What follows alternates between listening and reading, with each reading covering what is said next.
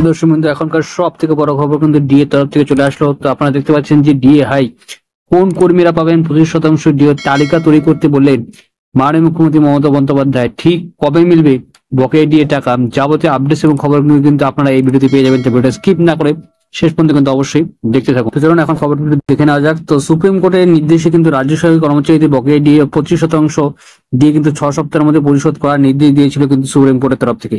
নবান্নে ধাপে ধাপে বকেয়া ডিএ মেটানোর প্রস্তুতি শুরু করেছে। প্রায় 8 লক্ষ কর্মচারী বকেয়া ডিএ পাওয়ার যোগ্য বলে জানিয়েছে নবান্নের তরফ থেকে। সেখানে কি বলা হচ্ছে যে গত 16 মে সুপ্রিম কোর্টে রাজ্য সরকারি কর্মচারীদের মহার্ঘ ভাতা অর্থাৎ ডিএ সংক্রান্ত মামলায় নির্দেশ দেয় যে রাজ্য সরকারকে বকেয়া ডিএ 25% 6 সপ্তাহের মধ্যে পরিশোধ করতে হবে।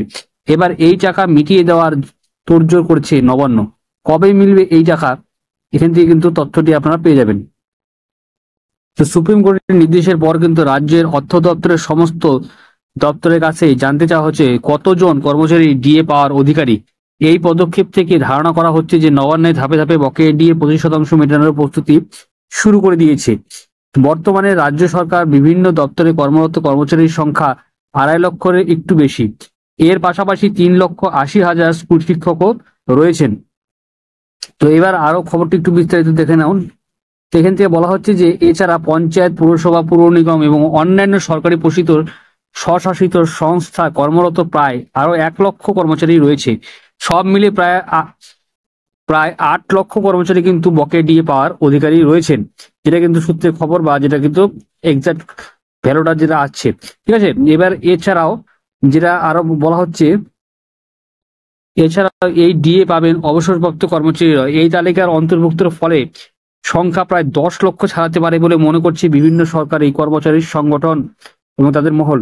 এবার কিন্তু এই পরিস্থিতিতে রাজ্য সরকারের সব দপ্তরে পৃথক ভাবে জানতে বলা হয়েছে কতজন কর্মচারী বর্তমানে ডিএ পাওয়ার যোগ্য এবং কতজন অবসরপ্রাপ্ত কর্মী এই সুবিধা আওতায় পড়েন।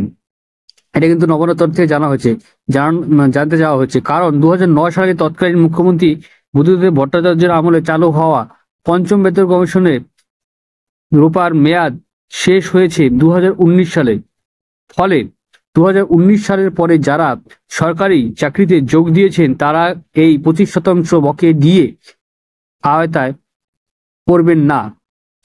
তো এখানে কি কি বলা হচ্ছে একটু দেখুন তথ্যটা। এই সুবিধায় শুধুমাত্র তাদের জন্য প্রযোজ্য যারা 2009 সাল থেকে বা তার আগে থেকে চাকরিতে ছিলেন বা এখনো কর্মরত আছেন। তবে 2009 সালের পরে 10 বছরে যারা চাকরিতে যোগ দিয়েছেন তারাও তাদের চাকরি সময়কাল অনুযায়ী আংশিক ডিএ পাওয়ার যোগ্য হবেন।